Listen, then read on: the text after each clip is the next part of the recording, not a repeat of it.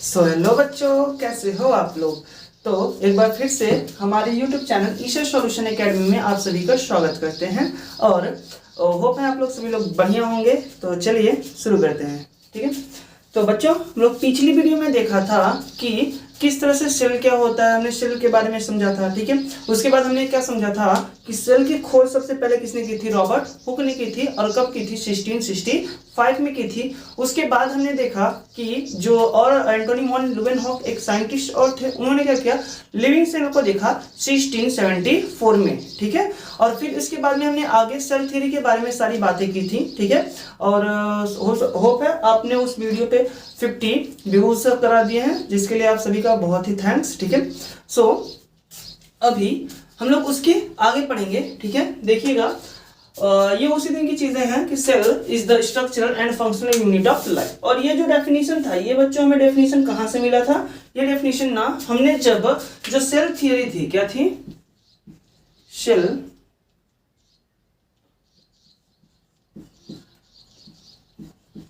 जो cell theory थी, इस सेल थियरी के जो 3 पॉइंट्स थे, 1 2 एंड 3, ये 3 पॉइंट्स को अगर हम क्या करें, कंबाइन कर दें, तो ये जो डेफिनेशन है ऑफ सेल, ठीक है, डेफिनेशन किसका है, कोशिका का। ठीक है, ये क्या होता है, हमें मिलता है। ठीक है, तो हमने जो आज ये डेफिनेशन पढ़ा है, ठीक है, कि cell is the structural and functional unit of life, ये हमें कहां से मिला था, ये तब तक हमारे पास नहीं थी जब तक कि हमने सेल थियरी के बारे में नहीं जाना। ठीक है, तो ये सारी चीजें किसने बताई थी, स्लाइडेन एंड शॉन ने बताई थी। ठीक है, और एक तीसरे वैज्ञानिक थे जिन्होंने जिनका नाम क्या बताया था बच्चों, हमने आपको रुडोल्फ विरकॉ। ठीक है, ये सभी लोगों ने मिल करके क्या किया, सेल थियरी पे काम किया था और सेल थियरी के बारे में ये सारी इंफॉर्मेशन क्या हुआ था, उन्होंने प्रोवाइड किया था, या फिर हमें ये सारी इंफॉर्मेशन उन्होंने दिया था। ठीक है, तो चलो बच्चों अब हम उसी पॉइंट में आगे क्या करेंगे, आगे बढ़ेंगे थोड़ा सा।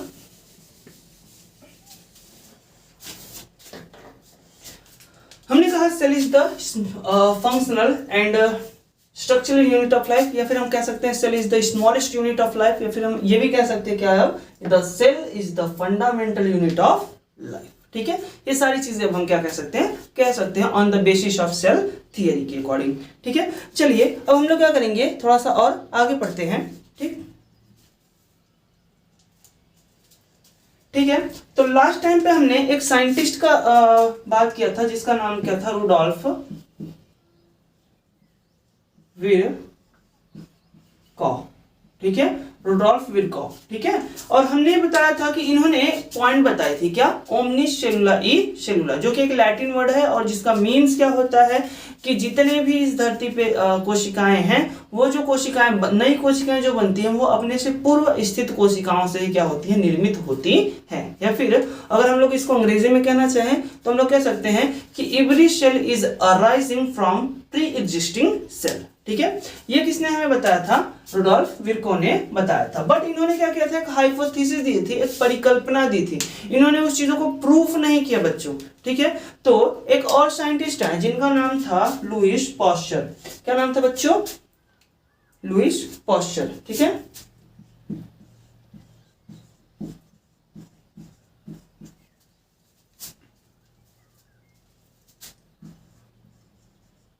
लुईस पास्चर नाम था। ठीक है, तो ये जो लुईस पास्चर थे, इन्होंने क्या किया, ये जो रुडोल्फ विरकॉ ने कहा था ओमनिस सेलुला ई सेलुला, इस बात को प्रूव किसने किया, तो वो थे आपके ये जो ओमनिस सेलुला ई सेलुला था, इसको प्रूव किसने किया था, लुईस पास्चर ने किया था। समझ आ गया बच्चों, मतलब ये जो बात कही थी किसने, रुडोल्फ विरकॉ ने, क्या, ओमनिस सेलुला ई सेलुला, मतलब जितनी भी कोशिकाएं हैं वो अपनी जो नई कोशिकाएं बनती है वो पहले से उपस्थित कोशिकाओं से ही क्या होती है, निर्मित होती हैं। इस बात को किसने बताया था, रुडोल्फ विरकॉ ने बताया था। बट इस बात को प्रूफ किसने किया था, मतलब पूरे प्रैक्टिकली किसने बताया था इस बात को, तो वो थे आपके लुईस पास्चर। ठीक है, समझ में आ गया। ठीक है, अब जो नेक्स्ट है, हमने आपको बताया था क्या, कि एक बार पहले हमने आपको बताया था कि जो रॉबर्ट हुक है वो क्या है, फादर ऑफ साइटोलॉजी है। क्या है बच्चों, father of cytology. Father of cytology, sorry cytology, ठीक है। तो जो साइटोलॉजी होती है वो क्या है उसके बारे में आप समझ लेते हैं। तो साइटोलॉजी क्या है? ब्रांच ऑफ साइंस, क्या?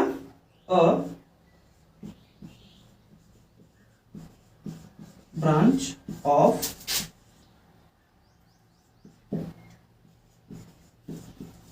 Science in which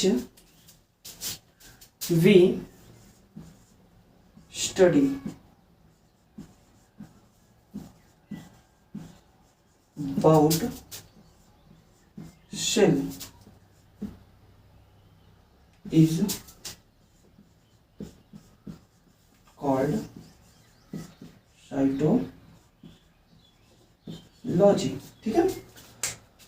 A branch of science in which we study about the cell, किसके बारे में स्टडी करते हैं बच्चों हम लोग? सेल के बारे में, मतलब किसका अध्ययन करते हैं? कोशिका का अध्ययन किया जाता है, उसे कोशिका विज्ञान यानी कि साइटोलॉजी कहा जाता है, ठीक है। अच्छा, साइटोलॉजी को क्या कहा जाता है हिंदी में? कोशिका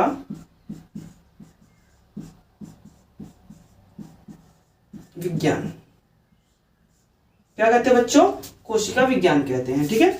तो अगर आपको हिंदी में लिखना है तो हम इसको बोल देते हैं, लिख लीजिएगा आप लोग या समझ लीजिएगा। देखो, विज्ञान की वह शाखा जिसके अंतर्गत हम लोग कोशिका का अध्ययन करते हैं उसे कोशिका विज्ञान कहा जाता है, ठीक है। अब ये किसको माना जाता है? फादर ऑफ साइटोलॉजी किसको माना जाता है? तो ये माना जाता था किसको? रॉबर्ट हुक को। किसको माना जाता है बच्चों? रॉबर्ट हुक को माना जाता है, ठीक है। और ये जो रॉबर्ट हुक है इनको क्यों माना जाता था? बिकॉज क्योंकि इन्होंने ना सेल की खोज सबसे पहले इन्होंने की थी, सो अतः इन्हें क्या मान लिया गया? फादर ऑफ साइटोलॉजी मान लिया गया, ठीक है।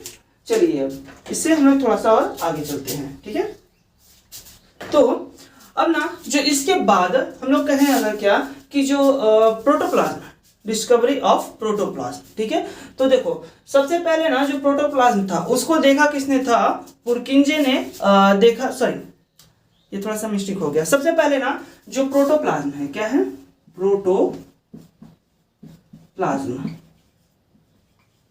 अच्छा, प्रोटोप्लाज्म होता क्या है इसको समझ लेते हैं। देखो अगर हम कहें कि ये हमारा एक सेल है, ठीक है, और ये उसमें क्या है? न्यूक्लियस है। ये क्या है बच्चों?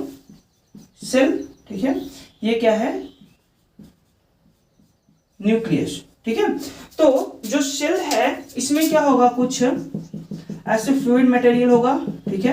कुछ फ्लूइड इसमें क्या होता है? फिल्ड होगा। और फिर उसी के साथ साथ देखो ये क्या है? आपका न्यूक्लियस जो है उसमें भी क्या होगा? कुछ फ्लूइड होगा प्रेजेंस, ठीक है। तो ये जो साइटोप्लाज्म है हम इसको क्या कहते हैं? साइटोप्लाज्म। और इसको क्या कहते हैं? न्यूक्लियोप्लाज्म, ठीक है। तो ये जो साइटोप्लाज्म है क्या है? साइटोप्लाज्म। और ये जो क्या है? न्यूक्लियोप्लाज्म। अगर हम इन दोनों को कॉमनली देखें तो उसे हम लोग क्या कहते हैं? प्लाज्म कहते हैं। क्या कहते हैं बच्चों? प्रोटोप्लाज्म, ठीक है। देखो साइटोप्लाज्म, ठीक है, और न्यूक्लियोप्लाज्म अगर हम दोनों को क्या करें? इक्वली देखने लगे, मतलब इक्वली अगर उनको कहना हो तो हम लोग उसको क्या कहते हैं? प्रोटोप्लाज्म कहते हैं, ठीक है। क्या कहते हैं बच्चों?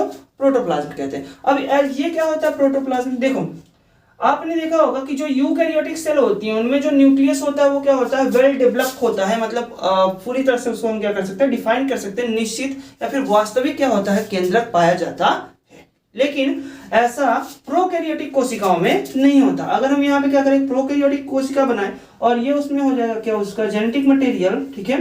तो ये जो जेनेटिक के मटेरियल के आसपास जो कुछ ऐसे फ्लूइड मटेरियल है इसको हम लोग क्या कह सकते हैं? इसको हम लोग न्यूक्लियोप्लाज्म कह सकते हैं। और जो आपके सेल में प्रेजेंट है उसको हम लोग क्या कहेंगे? साइटोप्लाज्म, ठीक है। तो क्या यहाँ पर आप हमें बताइए कोई भी ऐसी बाउंड्रीज है जो कि न्यूक्लियोप्लाज्म या फिर साइटोप्लाज्म को अलग कर रही हो? नहीं, डेफिनेटली यहाँ पे कोई भी ऐसी बाउंड्री नहीं है। जैसे कि यहाँ पे न्यूक्लियर मेम्ब्रेन था जो कि क्या कर रहा था? साइटोप्लाज्म को और न्यूक्लियोप्लाज्म को क्या कर रहा था? सेपरेट कर रहा था, अलग अलग कर रहा था। लेकिन यहाँ पे ऐसी कोई चीज नहीं है, ठीक है। तो हम कह सकते हैं कि जो साइटोप्लाज्म है और जो न्यूक्लियोप्लाज्म है वो दोनों आपस में क्या है? मिले हुए हैं, कंबाइन है, जुड़े हुए हैं, है ना। तो हम इसे क्या कहेंगे? प्रोटोप्लाज्म कहेंगे। क्या कहेंगे बच्चों? प्रोटोप्लाज्म कहेंगे। ठीक है, तो जो प्रोटोप्लाज्म है इसकी खोज सबसे पहले किसने की थी? डुज़ार्डिन ने की थी। किसने की थी बच्चों? डुज़ार्डिन ने।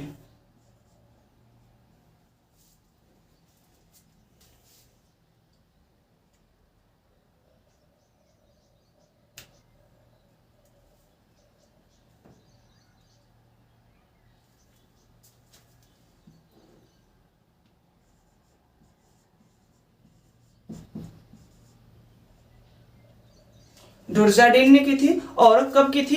1835 में की थी। समझ में आ गया बच्चों? कब की थी? 1835 में। ठीक है, बट इन्होंने ना इसका नाम प्रोटोप्लाज्म नहीं दिया। ठीक है, इन्होंने इसका नाम क्या दिया था? इन्होंने इसका नाम रखा था शारकोड। क्या नाम रखा? शारकोड।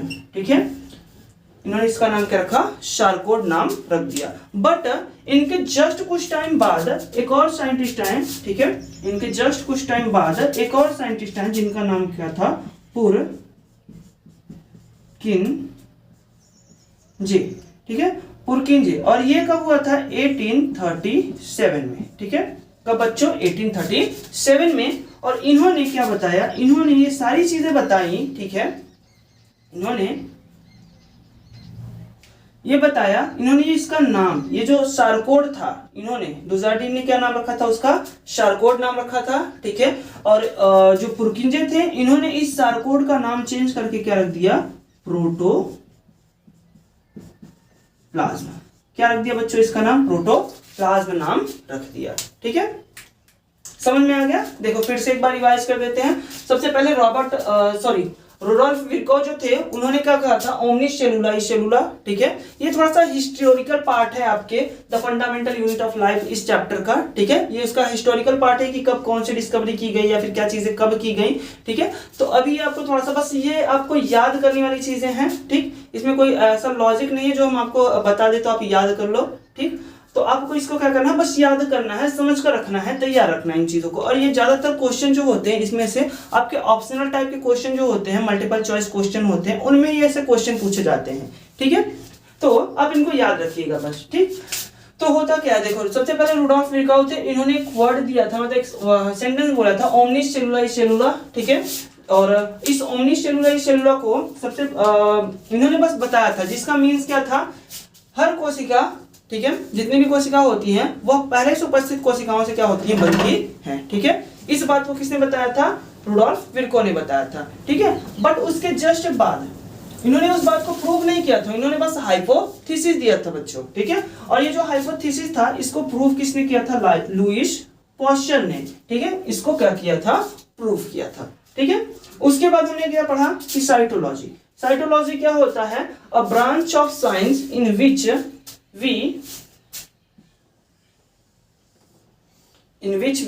study about cell is called cytology। मतलब विज्ञान की वह शाखा जिसके अंतर्गत हम लोग क्या करते हैं?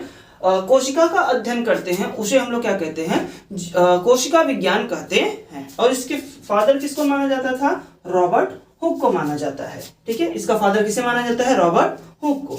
उसके बाद हमने देखा क्या? प्रोटोप्लाज्म। ठीक है, कि प्रोटोप्लाज्म क्या होता है? तो प्रोटोप्लाज्म मतलब क्या होता है? देखो, न्यूक्लियोप्लाज्म और साइटोप्लाज्म को अगर इक्वली देखा जाए, मतलब एक साथ में देखा जाए, तो उसे क्या कहते हैं? प्रोटोप्लाज्म कहते हैं। लेकिन ये तो हो गया आपका किसमें? यूकैरियोटिक सेल में। और अगर हम बात करें किसकी? प्रोकैरियोटिक सेल की, तो प्रोकैरियोटिक सेल में साइटोप्लाज्म और न्यूक्लियोप्लाज्म दोनों एक ही में क्या होते हैं? जुड़े होते हैं, क्योंकि वहां पे वेल डिफाइंड न्यूक्लियस नहीं पाया जाता, वास्तविक न्यूक्लियस नहीं पाया जाता। अतः यहाँ पे ये क्या है? हम इसे डायरेक्ट ही क्या कहेंगे? प्रोटोप्लाज्म कहेंगे। और जो प्रोटोप्लाज्म थी उसकी खोज किसने की थी?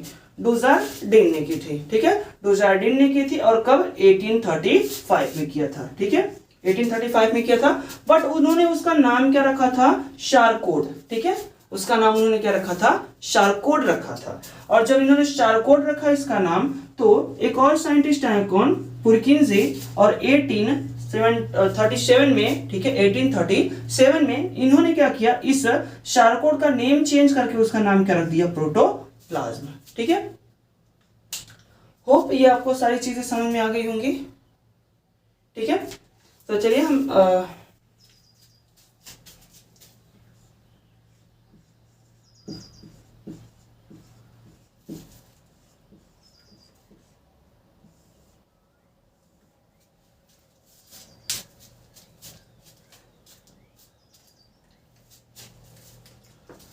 सो ठीक है, अब जो हमारा नेक्स्ट टॉपिक होगा बच्चों वो क्या होगा, टाइप ऑफ सेल। मतलब जो सेल होती है यानी जो कोशिका होती है, कोशिका के कितने प्रकार होते हैं, ये सारी चीजें को क्या करेंगे अब हम लोग डिस्कस करेंगे। ठीक है, तो हम लोग ना देखो कोशिका जो होते हैं उनको डिफरेंट डिफरेंट टाइप से क्या किया जा सकता है, बांटा जा सकता है। ठीक है, फॉर एग्जाम्पल अगर हम द ऑर्गेनाइजेशन के बेसिस पे बांटे, मतलब संगठन के अनुसार बांटे, तो यहाँ पे देखो एक कोशिकीय भी जीव हो सकते हैं और बहुकोशिकीय होते हैं, मतलब यूनिसेलुलर एंड मल्टी सेलुलर क्या होंगे, ऑर्गेनिज्म होते हैं। ठीक है, बट अगर हम उन्हीं को क्या करें कि on the basis of nucleus के अकॉर्डिंग बांटे, तो उसमें क्या होगा कि कुछ ऐसे सेल होंगे जो कि क्या होते हैं, जिनमें न्यूक्लियस होता है और कुछ में न्यूक्लियस नहीं होता है। ठीक है, तो उसके अकॉर्डिंग हम बांट सकते हैं, जिसको हम लोग क्या कहते हैं, यूकैरियोटिक एंड प्रोकैरियोटिक। ठीक है, तो ये सारी चीजें होती है। तो यहाँ पे हम लोग सबसे पहले क्या देखने वाले हैं, on the basis of nucleus. ठीक है, पहला हमारा क्या होगा topic, type of cell, but किसके बेसिस पे, on the basis of nucleus. किसके बेसिस पे बच्चों, न्यूक्लियस के बेसिस पे। ठीक है, जो न्यूक्लियस है उसके आधार पे अगर देखा जाए तो जो कोशिकाएं होती हैं वो कितने टाइप की होती हैं, 2 टाइप की होती हैं। एक होता है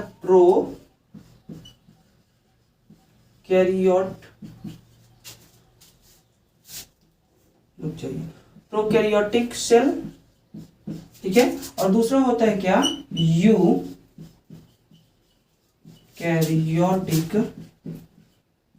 सेल।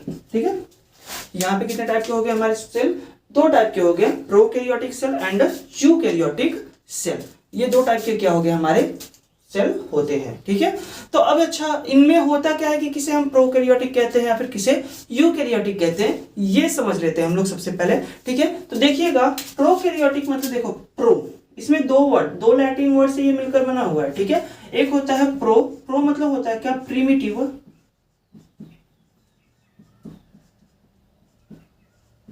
क्या होता है, प्रीमिटिव, और कैरियोट मतलब होता है कि कैरी ऑन, क्या होता है, कैरी ऑन। प्रीमिटिव मतलब बहुत ही पहले के समय में, मतलब जो कि ओल्डेस्ट हो, एशियंट हो। ठीक है, क्या हो, ओल्डेस्ट। ठीक है, या एशियंट कह सकते हैं। और कैरी ऑन मतलब क्या होता है, न्यूक्लियस।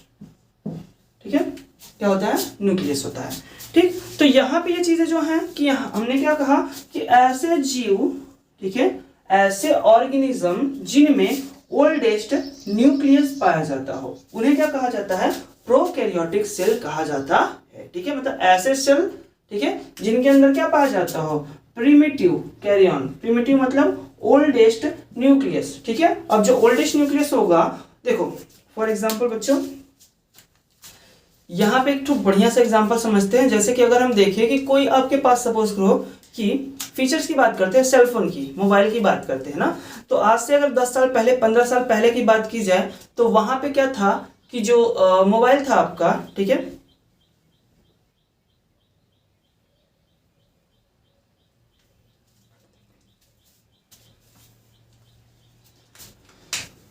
तो ये आपको समझ में आ गया होगा। ठीक है, तो चलो अब हम लोग दूसरा समझते हैं। इसमें देखो क्या होता है, यू और ये कैरी ऑन। ठीक है, तो यू मतलब होता है क्या, यू और कैरी ऑन, कैरी ऑन। ठीक है, यू एंड कैरी ऑन। ठीक, यू मीन्स होता है क्या, ट्रू, और कैरी ऑन मतलब होता है क्या, न्यूक्लियस। तो हम लोग कह सकते हैं क्या कि ऐसी कोशिकाएं जिनके अंदर ट्रू यानी कि वास्तविक न्यूक्लियस क्या हो, पाया जाता हो, उन्हें क्या कहते हैं हम लोग, यूकैरियोटिक सेल कहते हैं। समझ में आ गया। ठीक, यहाँ पे फिर से समझ लीजिएगा प्रोकैरियोटिक क्या होता है और यूकैरियोटिक क्या होता है। ऐसे सेल जिनके अंदर क्या होते हैं, प्रीमिटिव यानी कि ओल्डेस्ट न्यूक्लियस पाए जाते हैं, उन्हें क्या कहते हैं हम लोग, प्रोकैरियोटिक कहते हैं। और यूकैरियोटिक क्या होता है, ऐसे जीव जिनमें कि क्या, ट्रू न्यूक्लियस हो, यानी कि जो वास्तविक न्यूक्लियस होता है वो प्रेजेंट होता है उनमें, तो उन्हें हम लोग क्या कहते हैं, यूकैरियोटिक सेल कहते हैं। समझ में आ गया। ठीक, चलिए अच्छा, अब नेक्स्ट टॉपिक में हम लोग क्या करेंगे, प्रोकैरियोटिक के बारे में क्या करेंगे, पढ़ेंगे। ठीक है, कि जो प्रोकैरियोटिक सेल होती हैं वो क्या होती हैं। ठीक, तो होप है आपको ये सारी चीज़ें, आज की जितनी भी चीज़ें आपको पढ़ाई गई हैं, सारी चीज़ें आपको समझ में आ गई होंगी। तो मिलते हैं तब तक अपने नेक्स्ट वीडियो में। ठीक है, और नेक्स्ट टॉपिक में हम लोग अपना प्रोकैरियोटिक सेल पढ़ने वाले हैं। प्रोकैरियोटिक सेल को पूरी तरह से हम लोग डिस्कस करेंगे वहाँ पर। ठीक है, तो अगर आपको वीडियो थोड़ा सा भी इन्फॉर्मेटिव लगा हो, आपको कुछ नॉलेज मिला हो, तो आप वीडियो को लाइक करिएगा। ठीक है, और अगर आप चैनल पे न्यू हो तो आप चैनल को सब्सक्राइब करिएगा। ठीक है, और अपने फ्रेंड्स के साथ में भी इसको शेयर करिए ताकि वो भी लोग भी आपकी तरह पढ़ पाए। ठीक, थैंक्स फॉर वॉचिंग।